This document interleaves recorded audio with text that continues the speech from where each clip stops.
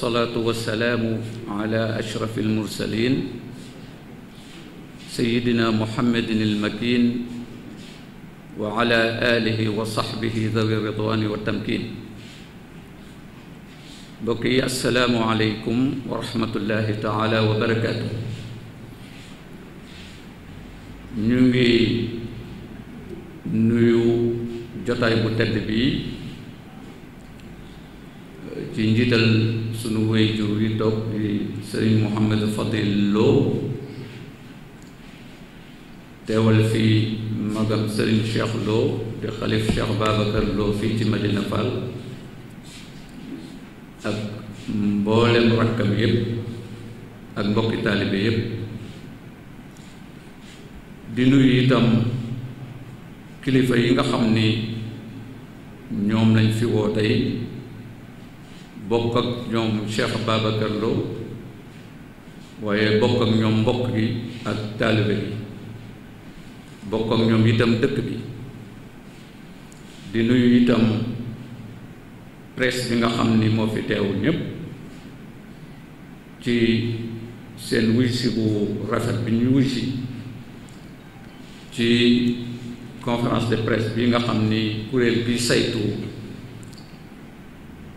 journée culturelle bi nga xam ni moom la ñuy defal Cheikh Babacar Lo fii ci place de France le 6 juillet 2019 bi ñu dëgmal ngir wane liggéeyam ngir wane itam taxawaay bi mu am ci gannaaw sëriñ bi li mat a delloo ginnaaw tuuti ñu xam ko moo di Cheikhul Khadim dafa joxe woote bu yàgg woote boobu li ko waral moo di xam ngeen ni réew mi di Sénégal bi ñu àggee ci 18e siècle xam ngeen ni ko tubaab bi yilife woon li ci dollee ko mooy buur yi itam ni ñu yilifee yenn pàcc ci réew mi li ko ci dollee ko mooy sëriñ si nga xam ni àndoon nañoo ak buur yi ànd ak tubaab yi ni ñu dominé itam askan wi ba nga xam ni islaam dem na ba tumuranke yoon wi jëmalee nit ñi ci diine ju dëkk itam raaf ba tax na kenn xàmmeetul ku lislaam ju taxawu ak ju taxawul waaye demoon nañu sax ba nga xam ni dañuy jëfandikoo li nga xam ni mooy alquran al karim ngir am ay pexe ci tubaab bi walla féete ak góor yi loolu bi ko sëriñ bi gisee la woote benn woote bu am solo daa wax ni lakin unaadi kull al ibaadi ila imaadi bila jalaali teg ca yaa ahla barri yaa ahla baxri uju lil barri baxri saqaay wax ni maa ngi woo ñépp bàyyiwuma kenn di leen woo ngir ñu dooleel ma ngir ñu jàppale ma ñi may woo nag ñooñ jéeri ci lañ bokk muy ñu nekk dund ci suuf ñooñ géej ñi nga xam ne dañuy dund ci biir géej ak ñi nga xamante ni mooy sunu mbokki junne yi ngir yoon wi di yoonu islaam ñu dimbali ma ba mu taxawaat wax ni lil Mustafa nawaytu ma yujaddidu sunnatahu lgarra wa inni ahmadu waxaat ba tey diinun siwa islaamihi laa yuhmadu wa inni la mu ci teg ni mi ngi yeesal yoon woowu te it lépp lu dul islaam amu ci lu muy defar walla lu muy yàq woote boobu mu woote mi ngi ko woote woon ci Mbàkke Kajoor ñépp xam nañ ci 1889 ci la yeewi maam Cheikh Ibrahima Fall waaye digal ko mu dox ay jéego ci biir réew mi digal ko mu nekk ci diggante ñetti dëkk dëkk bu jëkk bi mooy Ndar, Ndand ak Ndakaaru. loolu li mu doon wund mooy sëriñ bi namm naa jóg te ci yoon woowu rek la war a jaar te ñépp xam nañ ni fu sëriñ Tuubaa daan dem Cheikh Ibra la fa daan yabal mu defar yoon woowu waaye bu ko yabalee boori Ndar itam mu jaar ci tundu Gànjool fekk fa sunu maam di Cheikh Babacar Lo ñu jëflante lañ jëflante ba mu topp ko looloo waral moom mu ñëw fii di Thiès bi mu ñëwee Thiès mu ngi ñëw ci 1892 la ñëw mu am ñetti dat yoo xam ni dab na sëriñ bi ak njabootug sëriñ bi fii ci Thiès 1892 la fi ñëw 1992 ñu màggal 100 ans bi mu fi duggee Thiès 1914 la ñëw Medina Fall 2014 ci la ñu màggal centenaire bu ñëwee ci sanc Medina Fall jógee Kër Ma Alaaji ñetteelu centenaire bi mooy 1919 la làqu ñu denc ko fii ci Medina Fall fii ñoo ngi toll ci jamono ji nga xam ni ci la ñuy màggal centenaire u làqoom muy 2019 ci loolu la sëriñ bi jox njaboot bi liggéey bu mat boo xam ne dafa wax ni li nga xam ni jëm na ci taxaw sëriñ bi ci leeral histoire am leeral ay jëfam leeral itam lu tax mu jaayante woon topp Cheikh Ibra ngir liggéeyal sëriñ Tuubaa Cees war nañ koo xam waaye àdduna bi yëpp war nañ koo xam moo tax ci la kuréel gi daje def ay waxtaan yu bare jiital ñu ci ñun ñii nga xam ne ñooy nekk coordonnateur u liggéey boobu ñu fal ca ay commission defar ca ay liggéey yoo xam ne te dañuy àggale ci ba ci le 6 juillet ñu mën a def journée culturelle boo xam ne dañ ci wane liggéeyu Sëriñ Bay Lo waaye dañ ci wane liggéeyu kër gi dañ ci wane itam liggéey yi nga xam ni àndoon nañu ak moom ndax dañuy wax saa su nekk ni Sëriñ Bay Lo dafa seexe ay mbokkam yaakaar naa ni ba keroog ñuy dem ca bis ba dinañ ñu xam bu baax li nga xam ni mooy liggéey yooyu moo tax tey ñu woote daje bi ak taskatu xabaar yi ci lenn ci jotaayu kilifa yi teew ak mbokk yi kër gi ak seeni xarit ci teewaay itam sëñ Mouhamed Fadil Lo mi représenté sëriñ bi ngir ñu mën a fesal liggéey boobu yàlla dox na nag ne bis boobu dafay nekk journée culturelle waaye du nekk comme journée culturelle yi nga xam ni taamoo nañ ko gis di ko def ci Sénégal dafay nekk journée culturelle boo xam ne ki ñuy jàngat ak dundam dañ ciy jàngat loo xam ni ëllëg dina mën a jariñ askan wi itam dinañ xam itam ni kilifa gi nga xam ni ci ay at ci zahir moo jiitu woon at Serigne Touba jiitu woon at Cheikh Ibra nan la mën a bàyyee woon fa mu nekk pour topp yoonu murit lu taxoon mu ñëw Thiès lana taxoon mu ñëw fi bi mu fi ñëwee itam lan la doon def ba nëga ni njaboot gi di ko ci taxaw loolu itam pour ñu mën koo am du caageen ni mbirum kër gi rek lay doon waaye dafa nekk mbiru yoonu murit nekk mbirum lislaam bi nekk itam mbirum dëkk bi moo xam ak ku nekk ci dëkk bi rek fu mën na nekk loolu mooy mu doon taxawaay boo xam ni dinañu war ni jàmbaar joojukat liggéeykatu yàlla boobu nga xam ni sos na fi loo xam ni ci mën nañoo wax ci lu tolloog siècle ak genn wàll am na ko fi ndax benn mooy kilifa diine gi jëkk bu nekk murit ci biir Thiès moo jëkk a nekk itam murit ci personnalité boo xam dañ ni murit la ci biir Thiès kon kooku war nañ koo delloo njukkal gi nag mooy ñu jàngataat histoire am jàngataat li ko topp ak ban philosophie la amoon ci topp Serigne Touba ci ginnaaw maam Cheikh Ibrahima Fall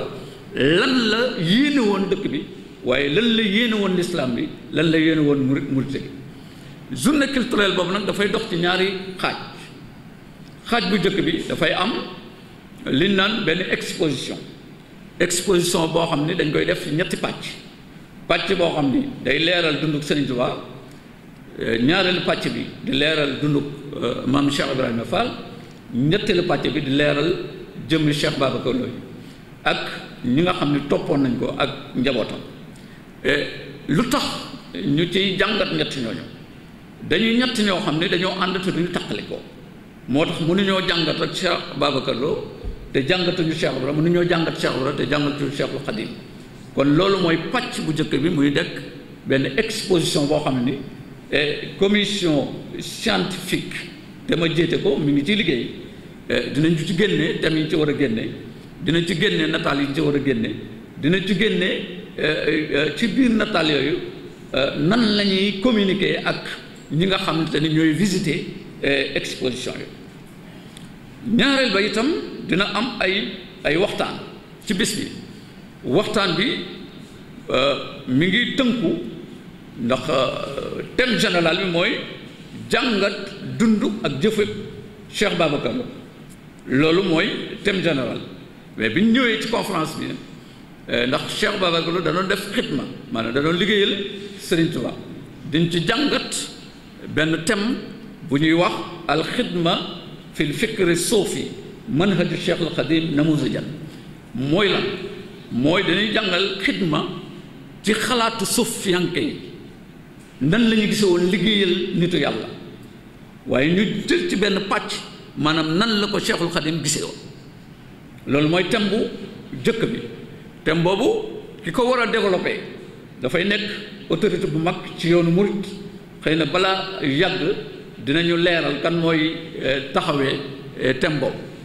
dina am ñaari déclaration lu jëkk thème boobu déclaration bu jëkk bi mooy lan mooy rôlu Cheikh Ibrahima Fall maam Cheikh Ibrahima Fall ci liggéeyal Cheikhul Khadim lan la ci jëf ba tey kuy topp Sëñ Tuubaa rek man ni wax ni amoo lenn loo ko mën a toppee te jaaroo ci li nga xam ni moom la Cheikh Ibrahima def dina am beneen communication boo xam ne dina am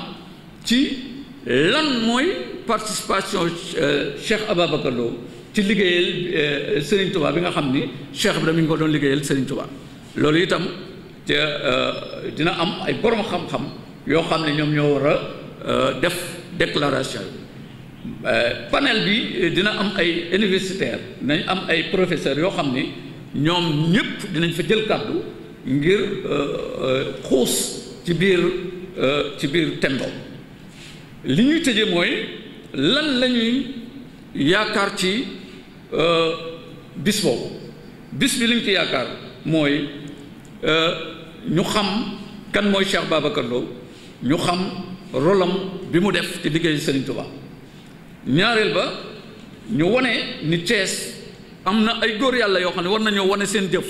ndax dañoo toll ci jamono joo xam ni bala ñoo wuti ay misaal ci biti war nañoo wuti misaal yi nga xam ne ñoo nekk suñu biir te am ay junni nit yoo xam ne dañuy dund jëmu jooju ñetteel ba mooy li nga xam ni moom la conférenciers yi di def ak panélistes yi ci bis boobu nan la ñuy mën a jariñoo orientation yi nga xam ni joxe nañ ko ci bis boobu kon loolu mooy déclaration bi ci li jëm ci wàllu journée culturelle bi ñu war a def le 6 juillet 2019 loolu itam am nañ ci ay taxawaay yu bari ndax fépp foo xam ni sëriñ bi jaaroon na fi ñu ngi fi jaar loolu ñu ngi ci liggéeyandoo ak sunu mbokk yi di Thiès Média sëñ Abdou Mbacké Sow mi ngi suivre ak communauté bi loolu dëkk yi nga xamante ni taalibe yu mag yi ñu ngi fi dundoon fa itam ñoo nga fay def ay ngont di leen leeral ñoom lan moo war a doon seen participation ci wàllu woowu daje bu mujj bi yaakaar naa ne bu ñu jógee Dakar Thiès gi lay doon ci salle de conférence bu mairie ci la ñuy mujjee ci yaakaar naa loolu mi ngi war a doon ci mois de juin bi ñu jëm incha allahu taala. Madame, mademoiselle, messieurs, nous vous remercions d'être venus si nombreux dans cette salle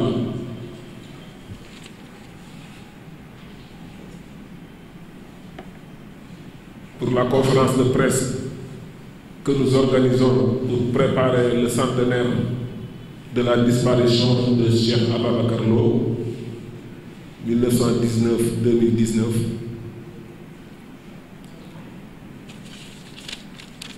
Cette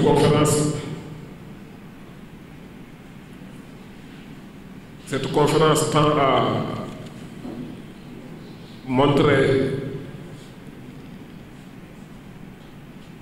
le contenu de la journée culturelle qui est prévue pour le 6 juillet de cette année.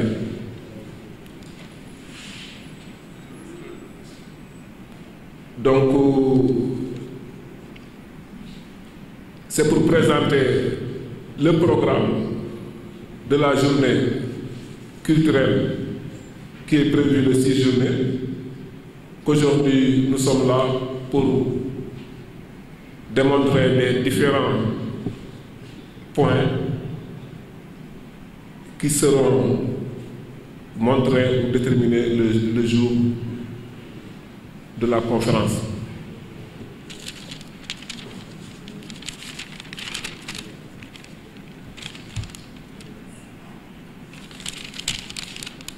Donc, avant d'aller plus loin, nous remercions d'abord le président de la Chambre de commerce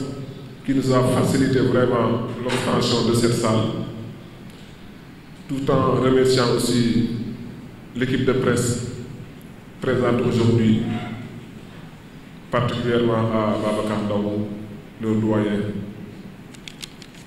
Donc, cette conférence tend à présenter le programme prévu pour la journée culturelle du 6, dont une exposition